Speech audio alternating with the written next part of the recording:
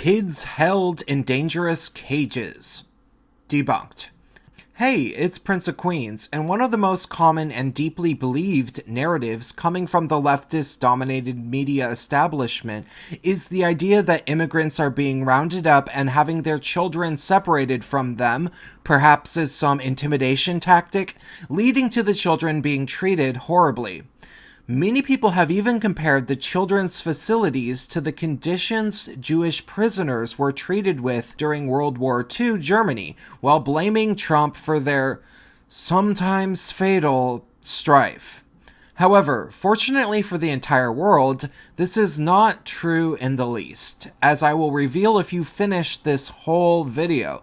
But due to the fact that both the corporate leftist blogosphere, mainstream media, outlets like PBS and NPR, and the ACLU pushes this narrative, all sorts of people I know entirely believe the narrative even still, and they will become completely irate half of the time and get very angry when I simply try to alleviate their worry by explaining the truth and linking them with necessary news stories. Worse, it seems as though even Google deliberately peddles this fictitious narrative by way of hiding very relevant news stories and internet publications that counter the narrative. Thus, because this narrative is crafted in such a seemingly coordinated way by exaggerating, creating staged photos and hoaxes, and even hiding some of the most relevant information from the search engine, it's very difficult to dispel this myth. Now, as a YouTuber who discusses current events, I'm definitely above average when it comes to my internet researching skills, and so I have pieced together a more comprehensive version of what is really happening at the border, by way of using reliable sources that are rarely, if ever, cited regarding this issue.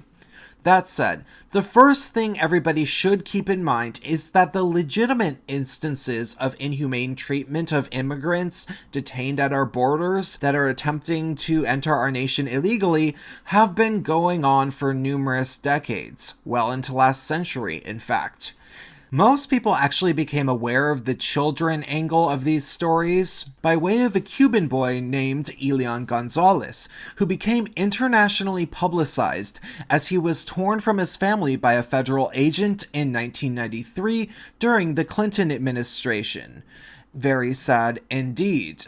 From there, this issue began getting far more attention, usually, minus during the Obama years, and has been very consistently reported upon by at least this journalist, who goes by the name of Maria Hinojosa.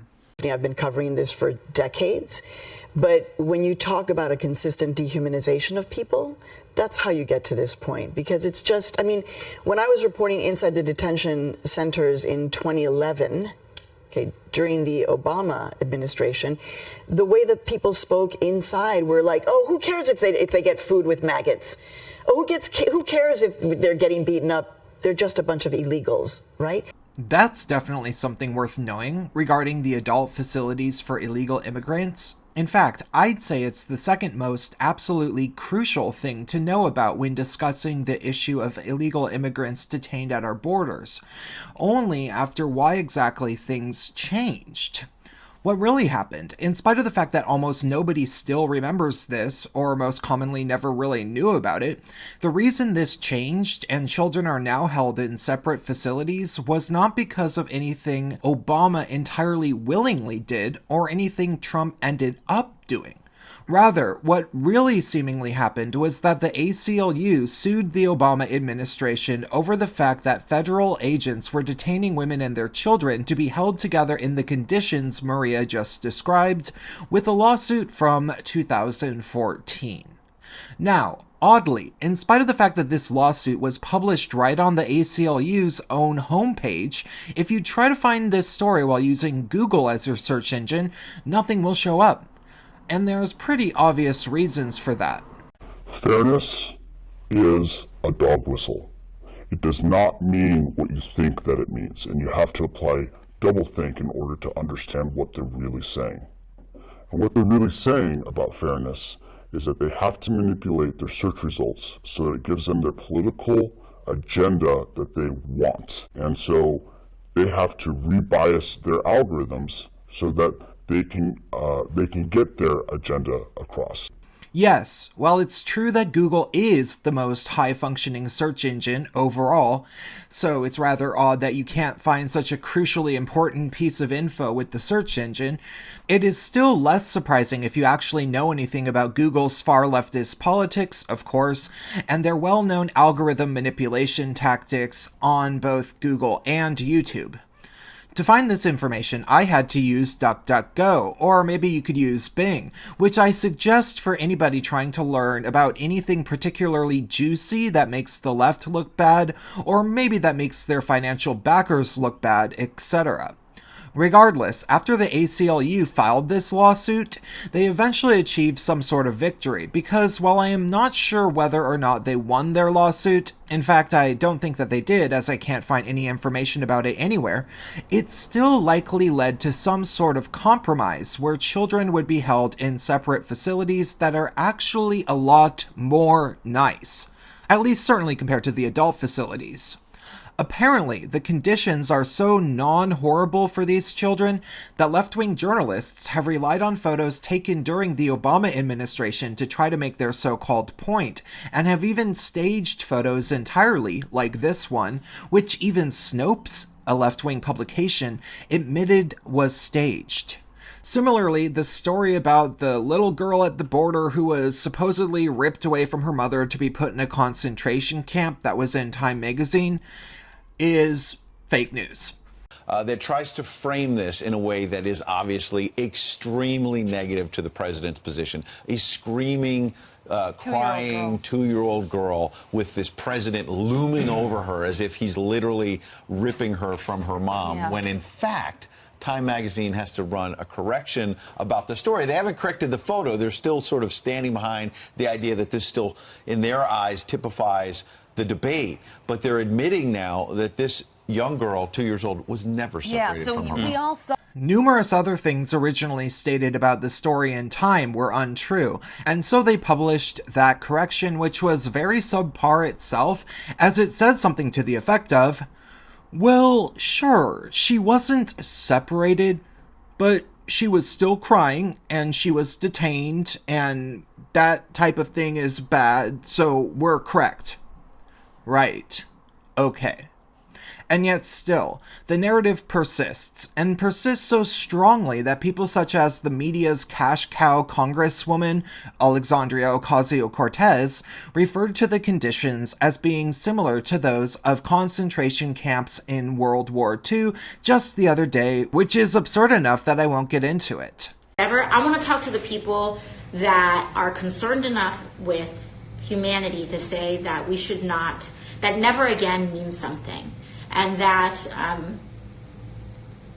the fact that concentration camps are now an institutionalized practice in the home of the free is extraordinarily disturbing. And we need to do something about it.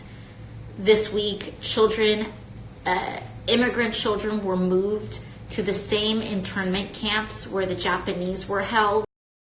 Regardless, knowing all of that, most people would realize that the narrative isn't particularly true, but they still might find it objectionable, even if they are somebody that doesn't believe in opening all of our nation's borders entirely, or whatever these people are aiming for, which I don't know exactly and won't pretend to. Still, what relatively sane people would probably point to say that these are inhumane in order to object to this practice would be the fact that some child immigrants have actually died in the custody of ICE and or in immigrant detention facilities, which isn't entirely untrue and is definitely a tragedy, but that narrative has more than a few gaping flaws in the truth around it as well. You see, there have been a handful, but really only a handful, of stories about minors and children dying in custody of the Center of Border Control, such as Jacqueline Carl McKean, who was just 7 years old, and died of dehydration due to being very sick and exhausted by the time she came through the southern border with her father. However, this is most aptly explained by the fact that the Center for Border Control is understaffed, as there is a gigantic influx of illegal immigrants crossing our southern border, as last month and the month before were both record-breaking regarding numbers of people who were illegally crossing. Therefore, when the child was brought into our nation by her father and detained, they needed to do what they could not only to take care of her and her father, but all of the other people they had just apprehended, which was likely well over 100. And yes, they do need to apprehend these people because often, as I'll explain later, they do die on their own anyway. And so, because of the fact that on arrival, the father checked a box stating that she was healthy, well, of course she wasn't, she was extremely sick, exhausted, and dehydrated, it was a huge mistake that he made to check that box. But he probably did it because he was worried that they'd deport a family that was sick or something, which is an understandable fear from his perspective, but still a huge mistake of his. It's definitely a horrible tragedy, similar to how much of a tragedy it is that the living conditions in Guatemala are so poor, which is where they were from. But is this a sign of anything deliberate or horribly neglectful from the CBP? Although the conditions do end up being considerably less than good, especially when they are first detained, it's clearly mainly a case of too small of a budget being allocated to the government agency, and the fact that people are traveling horrifically long distances because they have been told that everything will probably be alright once they get there, by people I can't presume to be able to name. More so, it's fairly undeniable that we don't know entirely why so many of these people are bringing children, as honestly, the Department of Homeland Security has stated that there's been instances of illegal immigrants using children as actual human shields to help them get across the border. And although we can hope that they are their parents, they very easily could have been kidnapped to be used for those purposes. I'm fairly positive some people have been apprehended doing that very thing, as well as having the potentiality of being taken to be human trafficked, which does happen. Regardless, there has been not one case of a child being beaten or worked to death in a detention center, as one would expect from a supposed concentration camp with kids in cages. So I think at this point, the most productive thing for me to do would be to start mentioning the bigger picture regarding how simply odd it is that people are coming here illegally in such high numbers from so far away, and why the mainstream media and the Democrats downplay this border crisis relentlessly. For one, record numbers of African immigrants have been recently detained at the southern border after flying from Africa all the way to South America and making the trip north. Why on earth are they doing this exactly when they could go to Europe or just stay in South America if they're trying to get away from wars? It makes you really wonder about who organizes these journeys and if this is somehow coordinated and in what ways. I certainly don't know who's doing it. Regardless, there definitely is a crisis at the southern border, as numerous cities near it have stated that they are, in fact, living in a state of emergency. And although there are numerous politicians like Ilhan Omar, Alexandria Ocasio-Cortez, and Rashida Tlaib, who claim that the only necessary thing to do is to ensure that these illegal immigrants crossing the border are treated as well as possible, and then there's also many media figures and entire publications who claim the same, even still, not all that much has happened to end the crisis either by putting a wall in or helping the conditions for these immigrants a great deal, even though Trump is trying. I encourage people to watch this video by Tim Pool and many other videos on his second channel, Timcast, around this topic, as much of this information is covered story by story on that channel, so I want to give him a huge shout out because that's the main source that I followed all of this stuff through, and he does an excellent job reporting on the facts as they come in. But for me, I enjoy making my content around arranging this information in a trajectorial format so people can think for themselves about what's been really going on long term. You see, it's very peculiar because the ACLU has seemingly entirely changed their stance and now blames Trump completely for everything, as they now are constantly talking about how inhumane it is to separate families, as opposed to their very different approach that they took in 2014 when they actually sued Obama so that they could try to ensure that women and children would not be detained in the facilities Maria Hinojosa spoke of. The way that people spoke inside were like, oh, who cares if they get food with maggots? Oh, who cares if they're getting beaten up? They're just a bunch of illegals, right? Remember, Google now seems to hide that ACLU story that I spoke of at the beginning of this video, which implies that the ACLU's initial position was essentially the reverse of what it is now, which by itself is extremely odd. And then you can also add the fact that even Maria Hinojosa herself now speaks regularly about family separation in the exact same way, claiming it is inhumane. The party line has clearly entirely changed for many of these people and organizations. Fortunately, there has been some progress as the Democrats are working on trying to get their party on board with offering Trump $4.5 billion towards both the wall and related government agencies so that they can begin both making our border harder to get through, which would hopefully lead to less families making the very dangerous journeys across the desert to try to get into our country from Mexico, like the journey that killed the little girl whose father said that she was healthy, Jacqueline Call McKean.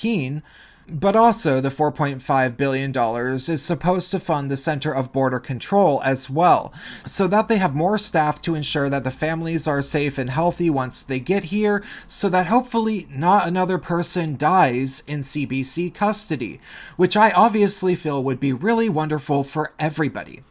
Unfortunately, while the Democrats are mostly on board with allocating this money to improve the lives of people attempting to cross the border, there are still Democrats in Congress trying to obstruct it, such as the usual suspects AOC, Ilhan Omar, and Rashida Tlaib, who are saying that they do not believe this would actually help the vulnerable families, aside from the idea that what they think is best for the families is to get here illegally.